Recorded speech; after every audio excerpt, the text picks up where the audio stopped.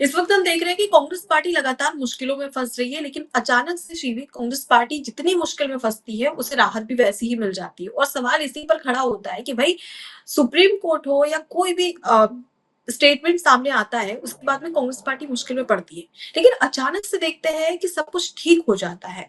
तो सबसे बड़ा सवाल ये खड़ा होता है कि आखिर कांग्रेस पार्टी को मुश्किल में डालने के बाद या वो मुश्किल में फंसने के बाद इतनी राहत कैसे मिल जाती है।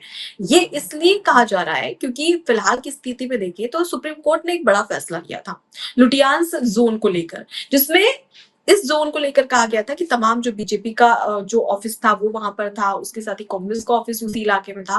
तो सुप्रीम कोर्ट ने कहा कि यहाँ पर बहुत ज्यादा आवाजाही है, मतलब बहुत ज्यादा यहाँ पर भीड़ बढ़ जाती है। इसकी वजह से सीधे नोटिस दिया गया था हर एक पार्टी को कि जिसका भी ऑफिस यहाँ पर हो खाली करवा दे, कि बहुत ज्यादा कार्यकर्ता यहाँ पर आते हैं और उसकी वजह से भीड़ भाड़ ज्यादा होती है। इसके बाद में बीजेपी ने कहना माना सुप्रीम कोर्ट का और चुपचाप अपना बोया बिस्तर उठाया और दूसरी जगह पे शिफ्ट हो गया ऑफिस। ठीक है, अब इसके बाद में बारी आती है कांग्रेस पार्टी की। कांग्रेस पार्टी इसी जोन में जो 24 अकबर रोड पर जो उसका कार्यालय है वो उसे छोड़ने के लिए तैयार नहीं है। नोटिस आ गया, सारी पार्टियों ने उस नोटिस को एक्सेप्ट किया, लेकिन अब इस पर फैसला हमने देखा। जो स्टेट डिपार्टमेंट था, स्टेट डिपार्टमेंट ने कांग्रेस पार्टी को नोटिस थमाया था और ये कहा था कि 28 मार्च तक के आपको इसे खाली करना पड़ेगा, क्योंकि अभी भी कई आपके ऐसे नेता है जो वहां पर एक्टिव है, कार्यकर्ता आते हैं और उसकी वजह से वही प्रॉब्लम क्रिएट हो रही है। जिसके बाद में कहा जा रहा था कि 3 दिन के अंदर कांग्रेस अपना दफ्तर खाली करने वाली है। अब कांग्रेस पार्टी को राहत मिल गई है। ताज्जुब की बात यह है कि 3 दिन का समय देने के बाद में कांग्रेस पार्टी को राहत मिली है और सीधे ये कह दिया गया है कि आप कई महीनों तक के आप यहाँ पर रह सकते हैं, लेकिन कुछ महीनों के बाद में आपको खाली करना पड़ेगा। लेकिन कुछ महीने, ये कितने महीने हो सकते हैं, 2 हो सकते, 3 हो सकते, 8 हो सकते, 10 हो सकते, इस बात का कि एक तरीके से कहा जा सकता है कि यहाँ पर स्पष्टता नहीं की गई है।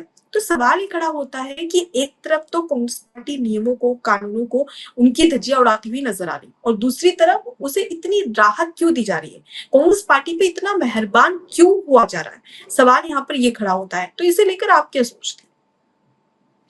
देखिए, मेरा तो पूरा सोच ही इस पे अलग है।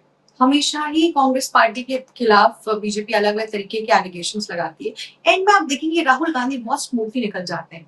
इसके पहले जब सिटीजनशिप का जो एक्ट हुआ था, जो पूरी उनके ऊपर लगाई जाती है, उनके पास डुअल सिटीजनशिप है, ब्रिटिश की भी है और इंडियन भी है, जिसकी जो ब्रिटिशर्स में अलाउड है पर इंडिया में इतना नहीं अलाउड है।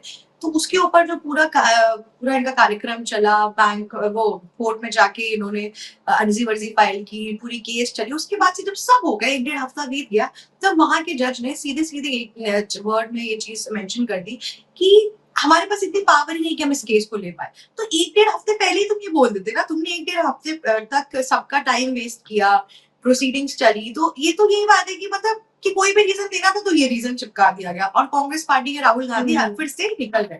कभी ना कभी मुझे ऐसा लगता है कि सेंट्रल गवर्नमेंट चाहती ही नहीं है कि राहुल गांधी को कुछ भी हो।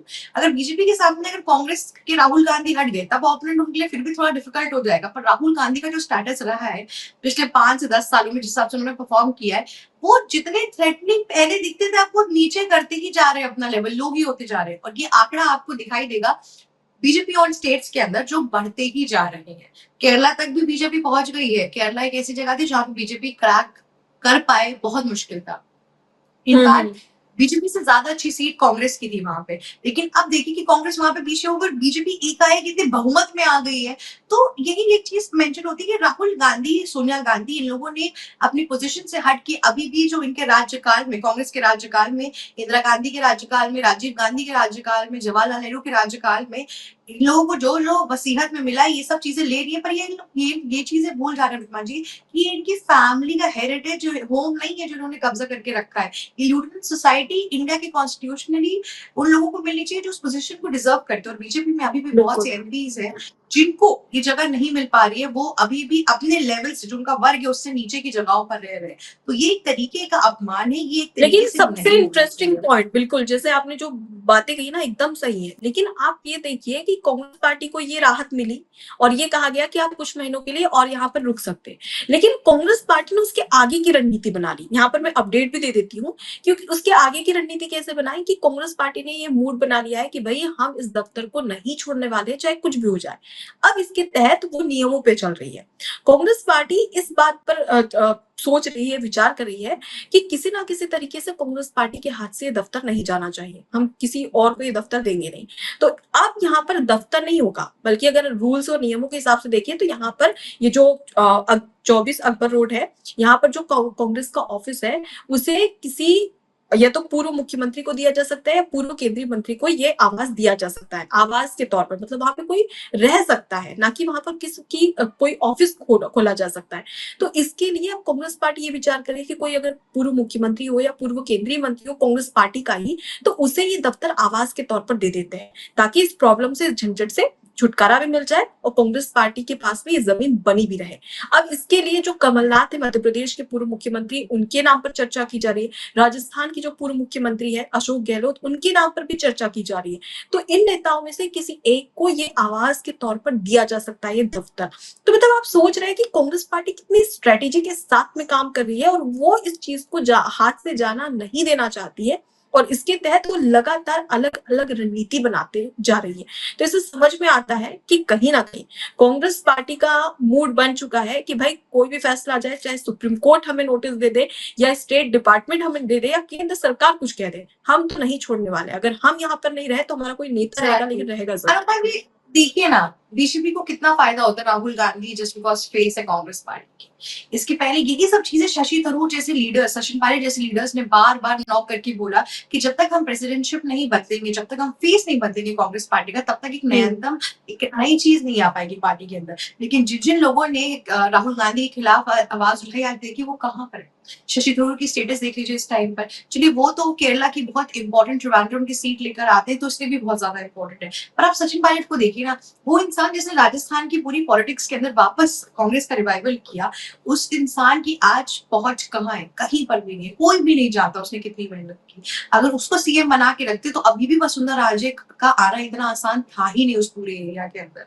लेकिन नहीं, उनको जैसे ही हटाया बीजेपी का राज हो गया। अशोक गहलोत पे लोगों को इतना भरोसा नहीं, पर अशोक गहलोत के पास एमएलए बहुत ढेर सारे। लेकिन सचिन पायलट के अंदर वो कहते हैं ना, लोगों से मिलनसार, उनका मतलब जो ग्राउंड पे वो जितना गए उनके लिए वर्क करके गया है। और यहाँ पे बीजेपी को पता है कि जिस स्पीड से वो चल रहे हैं, उस स्पीड से कांग्रेस पार्टी कभी चल ही नहीं सकती है। बीजेपी ने अपने लोकसभा इलेक्शन के लिए अभी से तैयारी करना शुरू कर दी, जबकि लोकसभा इलेक्शन कितने टाइम बाद, उसके बावजूद भी नींव रखना शुरू कर दी। कांग्रेस पार्टी जब बिल्कुल इलेक्शन आ जाएगा तब बात करेंगे। मुझे लगता है कि कांग्रेस पार्टी को ना एक झुंझुना नहीं पकड़ाते, वैसे ही एक दो टॉपिक दे दिया गया है साल पर, और उनकी पार्टी और उनके पार्टी के लोग हर मिनट वही सिर्फ मेहनत करते हैं। हर मिनट सिर्फ एक ही चीज पकड़ लेंगे, 2-3 महीने तक वही चलेगा। वोटर चोरी चल रहा था पहले, अखिलेश यादव भी आया वोटर चोरी अभियान में। अब अखिलेश यादव को समझ में आ गया कि यूपी इलेक्शन आ रहे हैं और सारे सवाल तो यही है ना शिवी, कि चाहे हम वोट चोरी की बात करें या फिर ईवीएम को पोसने की बात करें या फिर इलीगल तरीके से किसी जमीन को अपने पास में रखने की बात करें, पर और चाहे राहुल गांधी अपने बेतुके बयानों के लिए कोर्ट तक क्यों ना राहुल गांधी को जाना पड़े, लेकिन राहत क्यों मिल जाती है? इतनी मेहरबान क्यों हुआ जा रहा है कांग्रेस पार्टी पर, कांग्रेस पार्टी के नेताओं पर? सवाल यहाँ पर सबसे बड़ा ये खड़ा होता है। जब राहुल गांधी का देखते हैं हम सूरत कोर्ट, जहाँ पे इतना बड़ा फैसला लिया गया, उनकी जो सांसदी थी वो रद्द हो गई, लेकिन बाद में क्या हुआ? फिर वही चीजें देखने को मिली, फिर से राहत मिल गई उनको।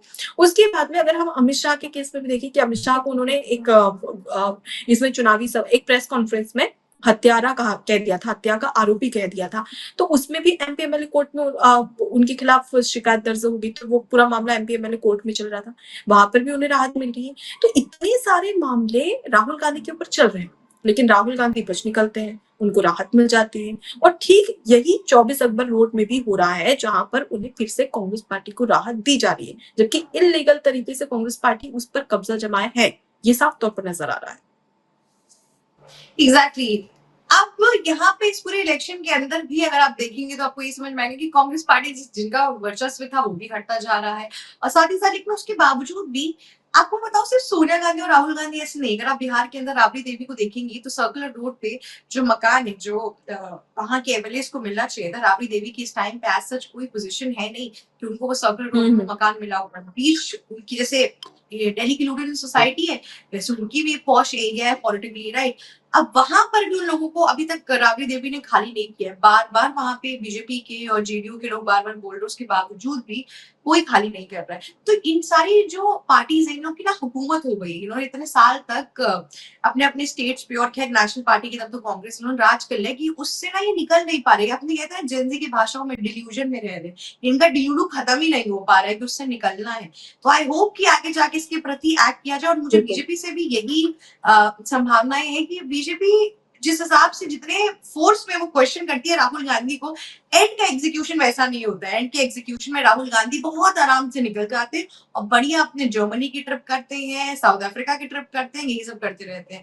तो आई होप कि बीजेपी अगर बोल रही है तो उस तरीके से एक्ट भी करे, क्योंकि ये अनजस्टिफाइड चीजें हैं जो राहुल गांधी इस टाइम पे कर रहे हैं। बिल्कुल। एबीसी हिंदी न्यूज, आज ही जुड़िए हर खबर के साथ